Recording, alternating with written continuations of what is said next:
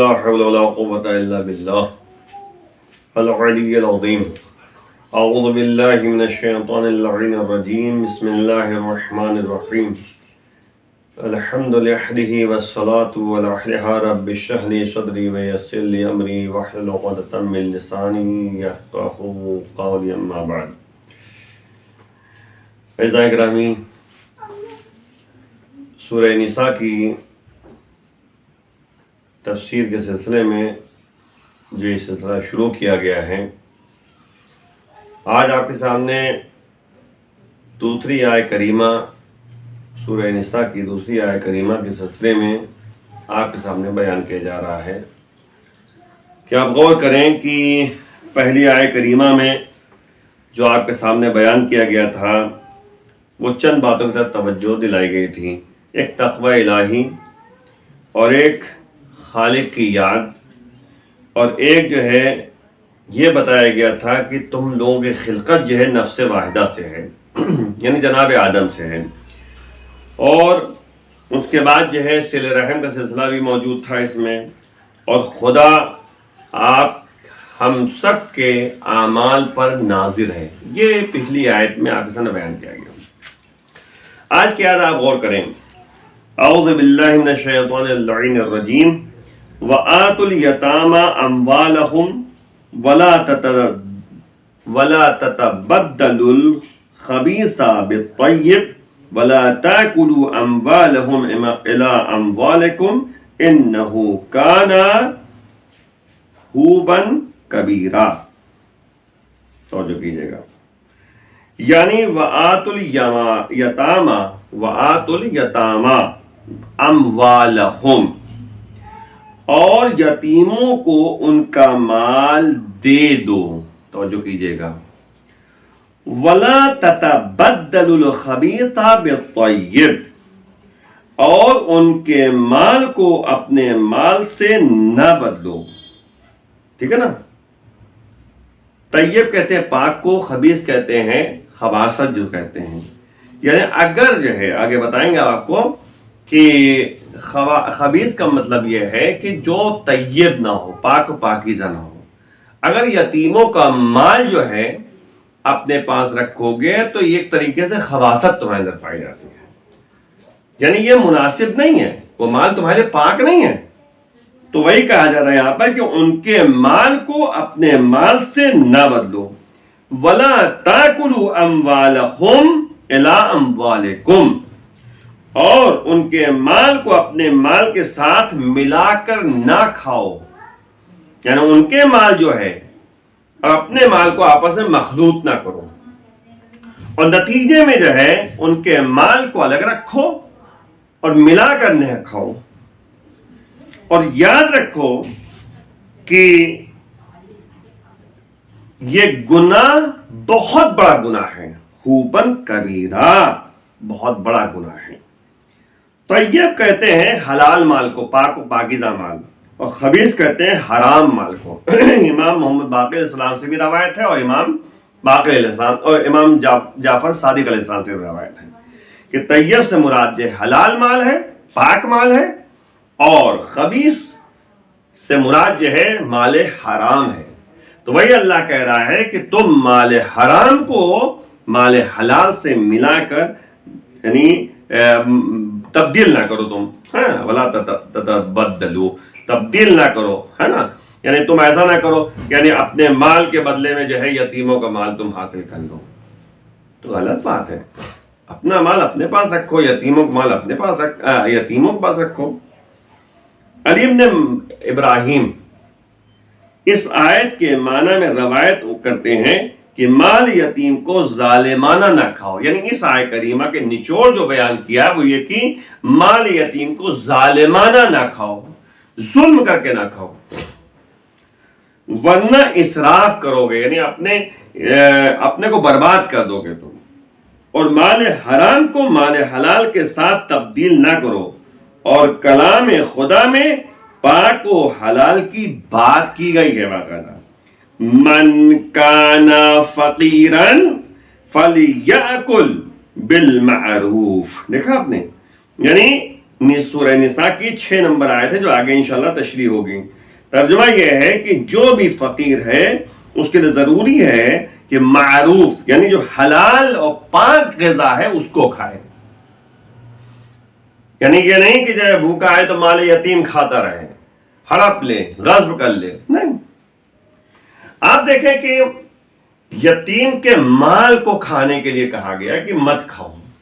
قرآن نے ایک جگہ پہ کہا ہے کہ جو مال یتیم کھاتا ہے وہ اپنے پیٹ میں آگ بھر رہا ہے. توجہ کیجیے گا کیا کہا جا رہا ہے، مختصر سی تفسیر، تفصیلی بات نہیں پیش کرنا ہے. اچھا، یتیم کہتے کسے ہیں؟ جس کا باپ مر جائے. روایت میں یہاں تک موجود ہے کہ یتیم کے سر پر تم ہاتھ رکھو، جتنا بال تمہارے ہاتھ کے نیچے آ جائے اتنی نیکی اللہ تمہارے نامہ میں لکھے گا، لیکن شفقت مہربانی کے ساتھ، ظالمانہ نہیں. نیت پہ ڈیپینڈ ہے تمام اعمال، قدار و مال نیت پر ہے. تو یتیم کا مال کہاں کہاں پہ ہے توجہ کریں آپ، جو کہا جا رہا ہے. خمس آپ نکال لیں. خمس جو ہے اگر کوئی نہیں نکالتا ایک طریقے سے حرام مال کھا رہا ہے. کیوں؟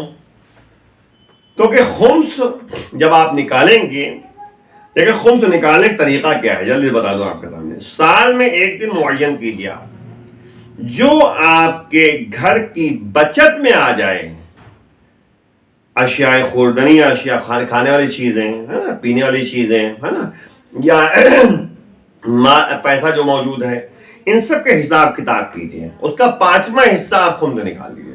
ٹھیک، خمس نکالا، مثلا آپ نے 5,000 روپے خمس نکالا، 25,000 روپے کا سامان تھا، 5,000 روپے نکال دیا. توجہ کیجیے بہت غور سے.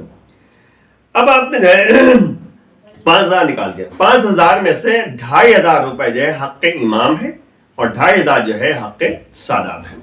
حق سادات میں یتیموں کا مال موجود ہے، فقراء کا مال موجود ہے، ابن سبیل کا مال موجود ہے. ابن سبیل اسے کہتے ہیں کہ مثلا جو ہے ایک آدمی آپ کے شہر میں آیا، پریشان حال ہے، اس کا پیسہ جو ہے ختم ہو گیا. اگرچہ وہ اپنے گھر میں جو ہے یعنی پیسہ رکھتا ہے گاؤں میں، لیکن اس کے پاس جو ہے وہاں گھر تک جانے کے لیے پیسہ نہیں ہے مثلا.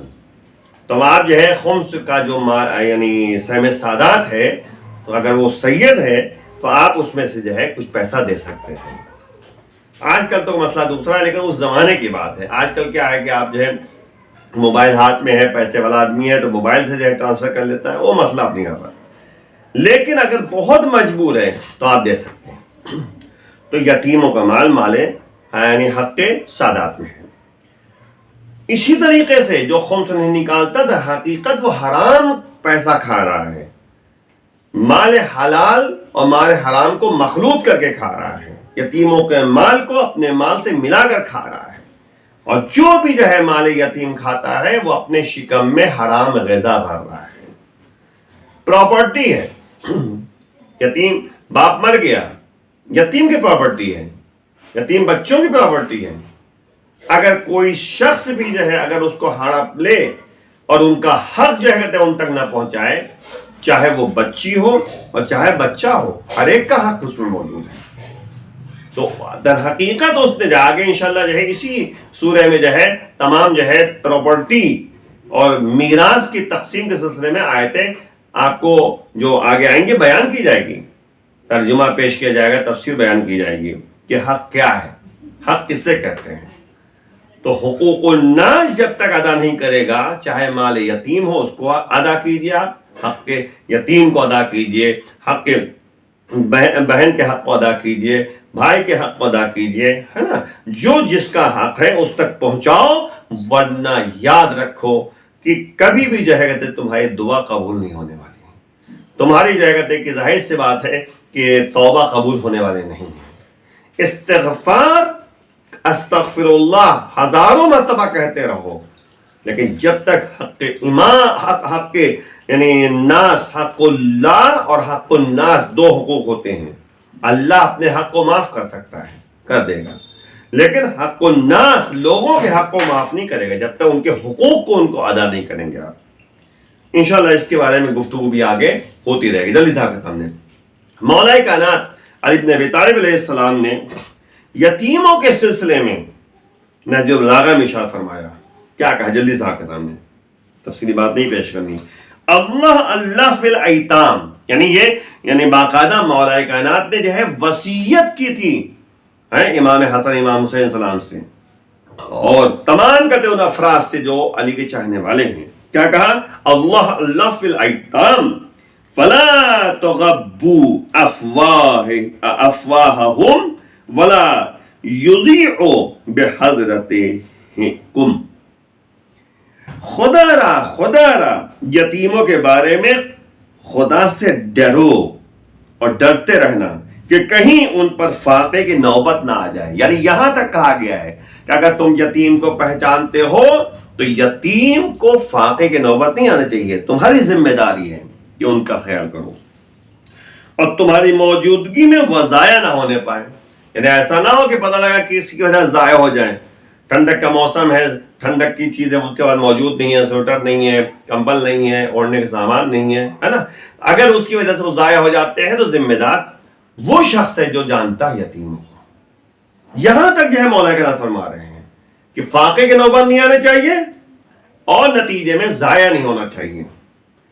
اب آپ دیکھیں قرآن میں بھی جلدی سے آپ کے سامنے ایک آیہ کریمہ ہے، ارائیت الذی یکذب بالدین. پروردگار کہہ رہا ہے کیا تمہیں بتاؤں، خبر دوں، سمجھاؤں؟ کیا تم نے نہیں دیکھا جو دین کو جھٹلاتے ہیں، جو قیامت کا انکار کرتے ہیں، دین کو نہیں مانتے؟ یکذب بالدین فذلک الذی یدعو الیتیم. پہلی بات یہ بتائی گئی کہ یہ وہ حضرات ہیں جو یتیموں کو جھڑک دیتے ہیں. عجیب معاشرہ ہے، سماج ہے ہمارا. باپ کی وجہ باپ ہے تو بچوں کے جو ہے باقاعدہ یعنی بچوں کا احترام کیا جا رہا ہے، بچوں کا خیال کیا جا رہا ہے. باپ اس دنیا سے چلا گیا، یتیم بچے ہو گئے، ان کو جھڑک دیا جاتا ہے. یہ مناسب نہیں ہے. قرآن بھی اس کو منع کر رہا ہے اور باقاعدہ مولا کائنات نے بھی نہج البلاغہ میں جو ہے باقاعدہ جو وصیت انہوں نے کی تھی اس میں موجود ہے کہ اللہ فی الایتام، خدا کے واسطے تم یتیموں کا خیال کرو، اللہ کے واسطے یتیموں کا خیال کرو، کہیں فاقے کے نوبت نہ آنے پائے ان کے لیے، کہیں ضائع نہ ہونے پائے. اب آپ غور کیجئے کہ یتیموں کا خیال کتنا جو ہے قرآن ہمیں متوجہ کر رہا ہے کہ یتیموں کا خیال کیا جائے. آئیے مل کے دعا کرتے بارگاہ معبود میں کہ پروردگار ہمیں توفیق دے تاکہ ہم یتیموں کے مال کو ان تک پہنچا سکیں، یتیموں کا خیال کر سکیں، یتیم پروری کر سکیں. مولا کائنات کی زندگی اٹھا کے دیکھیں، یتیم پرور تھے، یتیموں کا خیال کرتے تھے. کتنی محبت آمیز زندگی تھی مولا کائنات کی. ایک مرتبہ مولا کائنات جا رہے ہیں، راستے میں ایک عورت دکھائی دیتی ہے. اس عورت کے ایک ہاتھ میں جو ہے مشکیزہ ہے، پانی بھرے ہوئے لے جا رہی ہے، دوسرے ہاتھ میں سامان ہے اس کے، بڑی مشکل سے لے کر جا رہی ہے. مولا کائنات نے دور سے دیکھا، تیزی سے آئے اور آنے کے بعد جو ہے باقاعدہ یعنی مولا کائنات نے جو ہے یعنی اس سے کہا کہ لاؤ ہم گھر تک تمہیں پہنچا دیں. سامان لیا اور گھر تک پہنچایا. جب گھر پہنچے، تفصیلی بات نہیں پیش کروں گا، گھر جب پہنچے دیکھا 2 بچے ہیں، ننھے بچے ہیں، چھوٹے چھوٹے بچے ہیں، رو رہے ہیں.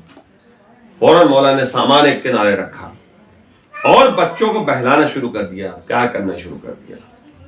آپ بول کے ایسا کوئی کر پائے گا؟ یہ مولا کائنات ہیں جو حاکم وقت ہیں، امیر المومنین ہیں، امام وقت ہیں. مولا نے کہا میں بچوں کو بہلا رہا ہوں، تم آٹا گوندھو. وہ عورت جو ہے آٹا گوندنے لگی. شوہر نہیں تھا اس کا، یتیم بچے تھے، وہ بیوہ تھی.